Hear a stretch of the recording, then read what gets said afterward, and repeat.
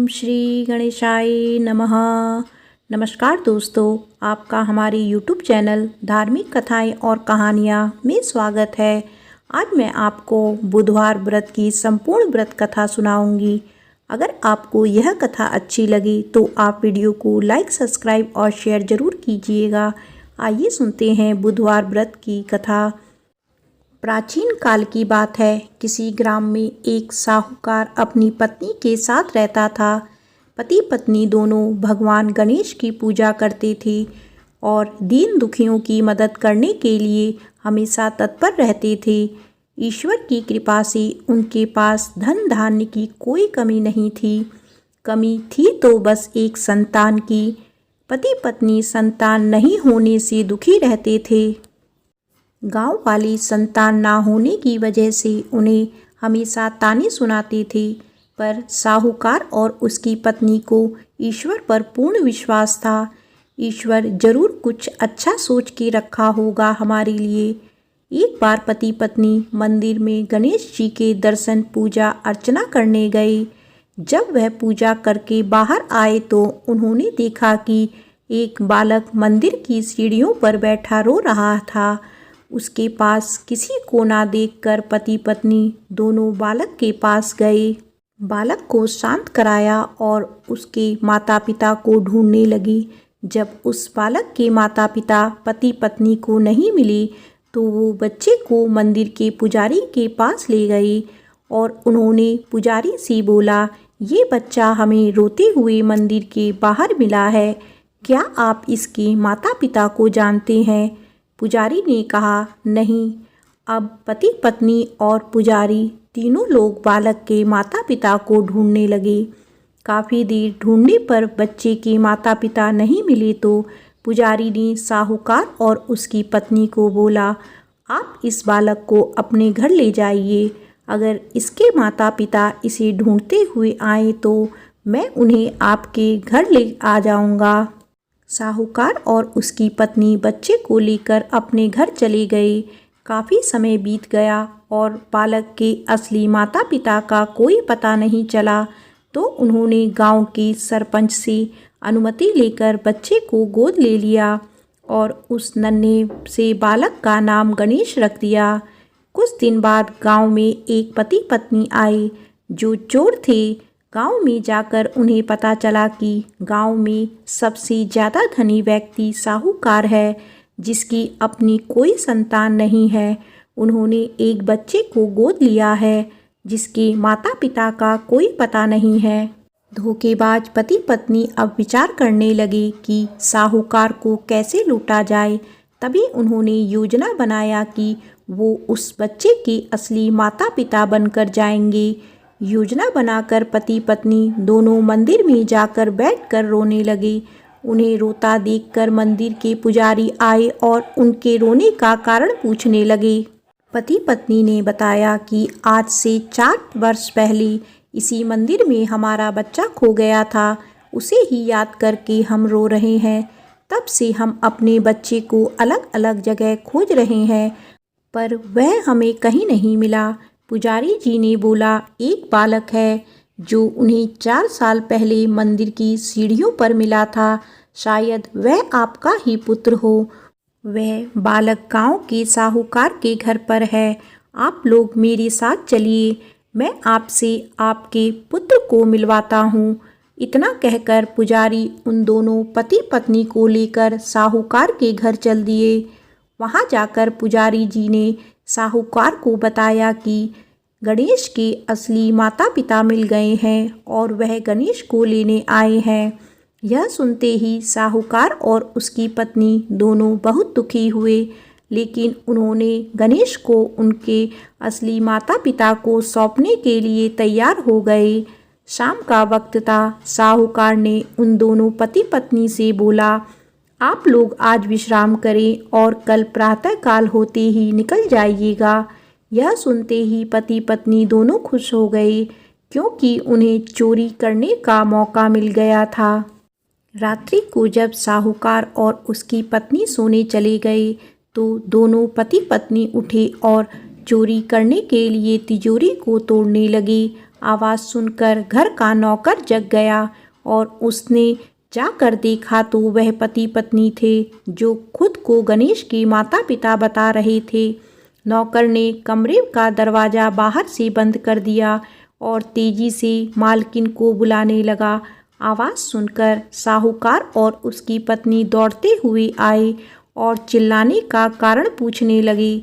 नौकर ने बताया कि ये दोनों पति पत्नी तिजोरी से चोरी कर रहे थे। यह सब देखकर वह समझ गए ये दोनों गणेश के माता पिता नहीं, चोर हैं। साहूकार ने गणेश को देने से मना कर दिया और बोले कि चले जाओ यहाँ से, पर उन दोनों धोखेबाज पति पत्नी ने निर्णय किया कि वो अब गणेश को अपने साथ लेकर ही जाएंगे। पति पत्नी दोनों गांव के सरपंच के पास गए और बोली, साहूकार उनके पुत्र को वापस नहीं कर रहा है। सरपंच ने साहूकार और उसकी पत्नी को गणेश को साथ लेकर सरपंच के सामने प्रस्तुत होने की सूचना भेजी। साहूकार अपनी पत्नी और गणेश को लेकर आए। तब सरपंच जी ने फैसला किया कि साहूकार की पत्नी तथा दूसरी औरत जो गणेश को अपना पुत्र बोल रही थी, उन्हें सूर्य देवता के सामने अपना आंचल फैला के खड़े हो जाना है। जिसके भी आंचल से गणेश के मुंह से दूध जाएगा, गणेश उनका ही पुत्र कहलाएगा। दोनों औरतें अपना आंचल सूर्य देवता के सामने फैला के खड़ी हो गई और प्रार्थना करने लगी। भगवान गणेश जी के आशीर्वाद से साहूकार की पत्नी के आंचल से दूध की धारा गणेश के मुंह में आ गई। यह देखकर साहूकार और उसकी पत्नी बहुत खुश हुए और सरपंच ने गणेश को साहूकार को सौंप दिया। वहां खड़े सभी लोग गणेश जी की जय जयकार करने लगे। प्रेम से बोलो श्री गणेश भगवान की जय। आइए सुनते हैं भगवान श्री गणेश की एक और कथा। भगवान श्री गणेश ने दिया तुलसी को श्राप। एक बार श्री गणेश गंगा किनारे तप कर रहे थे, तभी विवाह की इच्छा से तीर्थ यात्रा पर निकली देवी तुलसी वहां पहुंची। वह श्री गणेश के रूप पर मोहित हो गई। तुलसी ने विवाह की इच्छा से उनका ध्यान भंग किया। तब भगवान श्री गणेश ने तुलसी द्वारा तप भंग करने को अशुभ बताया और तुलसी की मनसा जानकर स्वयं को ब्रह्मचारी बताकर उसके विवाह प्रस्ताव को नकार दिया। इस बात से दुखी तुलसी ने श्री गणेश के 2 विवाह होने का श्राप दे दिया। इससे क्रोधित होकर श्री गणेश ने भी तुलसी को श्राप दे दिया कि तुम्हारी संतान असुर होगी। एक राक्षस की मां होने का श्राप सुनकर तुलसी ने श्री गणेश से माफ़ी मांगी। तब श्री गणेश ने तुलसी से कहा कि तुम्हारी संतान शंखचूर्ण राक्षस होगा, किंतु फिर भी तुम भगवान विष्णु और श्री कृष्ण को प्रिय होने के साथ ही कलयुग में जगत के लिए जीवन और मोक्ष देने वाली होगी। पर मेरी पूजा में तुलसी चढ़ाना शुभ नहीं माना जाएगा। तब से ही भगवान श्री गणेश की पूजा में तुलसी वर्जित मानी जाती है। आइए सुनते हैं भगवान श्री गणेश की एक और कथा। गणेश जी कैसे बने पाताल लोक के राजा। एक बार श्री गणेश जी मुनि पुत्रों के साथ पराशर ऋषि के आश्रम में खेल रहे थे। तभी वहाँ कुछ नाग कन्याएं आ गई। नाग कन्याएं गणेश को आग्रह पूर्वक अपने लोक लेकर जाने लगी। गणपति भी उनका आग्रह ठुकरा नहीं सके और उनके साथ चले गए। नाग लोक पहुँचने पर नाग कन्याओं ने उनका हर तरह से सत्कार किया। तभी नाग राजा वासुकी ने गणेश को देखा और उपहास के भाव से वे गणेश से बात करने लगे, उनके रूप का उपहास करने लगे। गणेश को क्रोध आ गया। उन्होंने वासुकी के फन पर पैर रख दिया और उनके मुकुट को भी स्वयं पहन लिया। वासुकी की दुर्दशा का समाचार सुन उनके बड़े भाई शेषनाग आ गए। उन्होंने गर्जना की, किसने मेरे भाई के साथ इस तरह का व्यवहार किया है। जब गणेश जी सामने आए तो शेषनाग ने उन्हें पहचान कर उनका अभिनंदन किया और उन्हें नागलोक यानी पाताल का राजा घोषित कर दिया। आइए सुनते हैं भगवान श्री गणेश की एक और कथा। जब गणेश जी ने चुराया ऋषि गौतम की रसोई से भोजन। एक बार बाल गणेश अपने मित्र मुनि पुत्रों के साथ खेल रहे थे। खेलते खेलते उन्हें भूख लगी। पास ही गौतम ऋषि का आश्रम था। ऋषि गौतम ध्यान में मग्न थे और उनकी पत्नी अहिल्या रसोई में भोजन बना रही थी। गणेश जी आश्रम में गए और अहिल्या का ध्यान हटते ही रसोई से सारा भोजन चुरा कर ले गए और अपने मित्रों के साथ खाने लगे। तब अहिल्या ने गौतम ऋषि का ध्यान भंग किया और बताया कि रसोई से भोजन गायब हो गया है। ऋषि गौतम ने जंगल में जाकर देखा तो गणेश अपने मित्रों के साथ भोजन कर रहे थे। गौतम ऋषि उन्हें पकड़कर माता पार्वती के पास ले गए। माता पार्वती ने चोरी की बात सुनी तो गणेश जी को एक कुटिया में ले जाकर बांध दिया। उन्हें बांधकर पार्वती कुटिया से बाहर आई तो उन्हें आभास होने लगा जैसे गणेश उनकी गोद में है, लेकिन जब देखा तो गणेश कुटिया में बंधे दिखाई दिए। माता काम में लग गई। उन्हें थोड़ी देर बाद फिर से आभास होने लगा जैसे गणेश शिव गणों के साथ खेल रहे हैं। उन्होंने फिर से कुटिया में जाकर देखा तो गणेश वहीं बंधे दिखे। अब माता को हर जगह गणेश दिखाई देने लगे, कभी खेलते हुए, कभी भोजन करते हुए और कभी रोते हुए। माता ने परेशान होकर फिर कुटिया में देखा तो गणेश आम बच्चों की तरह रो रहे थे। वे रस्सी से छूटने का प्रयास कर रहे थे। माता को उन पर अधिक स्नेह आया और दयावश उन्हें मुक्त कर दिया। आइए सुनते हैं गणेश जी की एक और कथा। जब गणपति जी ने सारे देवताओं को यज्ञ करने में निमंत्रण किया। एक बार भगवान शिव के मन में एक बड़े यज्ञ के अनुष्ठान का विचार आया। विचार आते ही वे शीघ्र यज्ञ प्रारंभ करने की तैयारियों में जुट गए। सारे गणों को यज्ञ अनुष्ठान की अलग अलग जिम्मेदारियां सौंप दी गई। सबसे बड़ा काम था यज्ञ में सारे देवताओं को आमंत्रित करना। आमंत्रण भेजने के लिए पात्र व्यक्ति का चुनाव किया जाना था जो समय रहते सभी लोकों में जाकर वहां के देवताओं को ससम्मान निमंत्रण देकर आए। ऐसे में किसी ऐसे व्यक्ति का चयन किया जाना था जो तेजी से जाकर ये काम कर दे। लेकिन भगवान शिव को ये भी डर था कि कहीं आमंत्रण देने की जल्दी में देवताओं का अपमान ना हो जाए।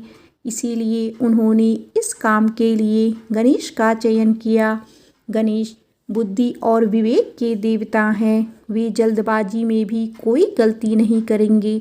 यह सोचकर शिव ने गणपति को बुलाया और उन्हें समस्त देवी देवताओं को आमंत्रित करने का काम सौंपा।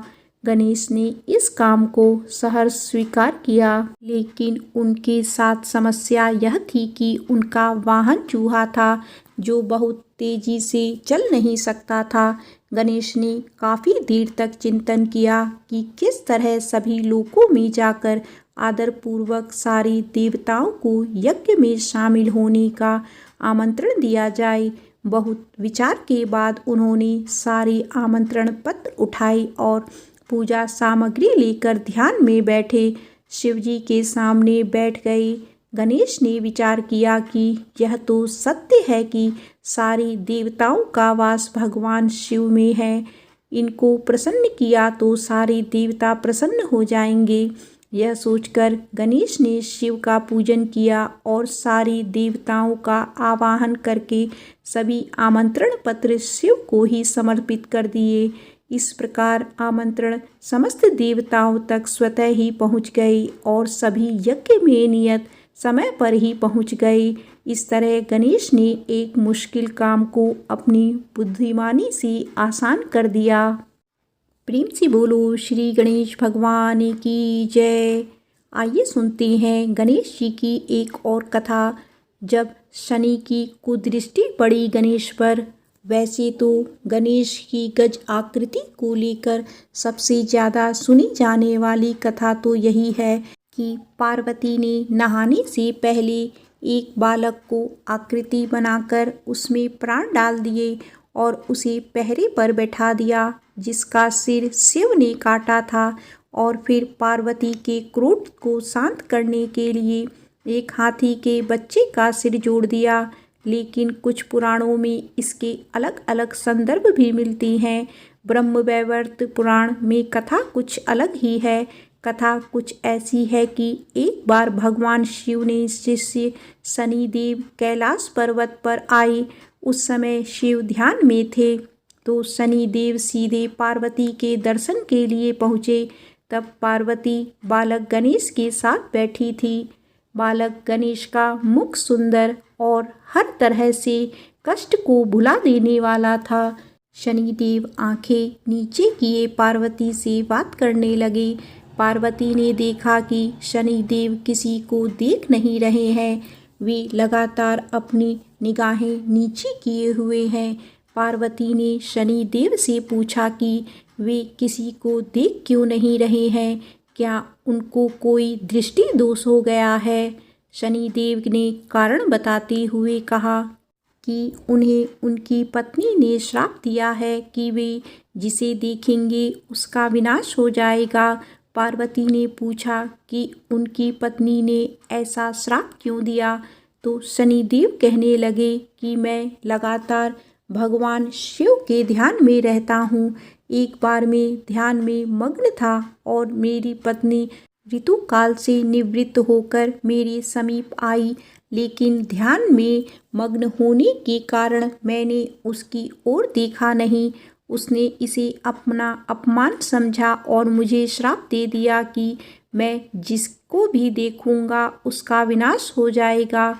ये बात सुनकर पार्वती ने कहा कि आप मेरे पुत्र गणेश की ओर देखिए, उसके मुख का तेज समस्त कष्टों को हरने वाला है। शनिदेव गणेश पर दृष्टि डालना नहीं चाहते थे, लेकिन वे माता पार्वती के आदेश की अवहेलना भी नहीं कर सकते थे। सो उन्होंने तिरछी निगाह से गणेश जी की ओर धीरे से देखा। शनिदेव की दृष्टि पड़ते ही बालक गणेश का सिर धड़ से कटकर नीचे गिर गया। तभी भगवान विष्णु एक गज बालक का सिर लेकर पहुँचे और गणेश के सिर पर उसे स्थापित कर दिया। प्रेम से बोलो श्री गणेश भगवान की जय।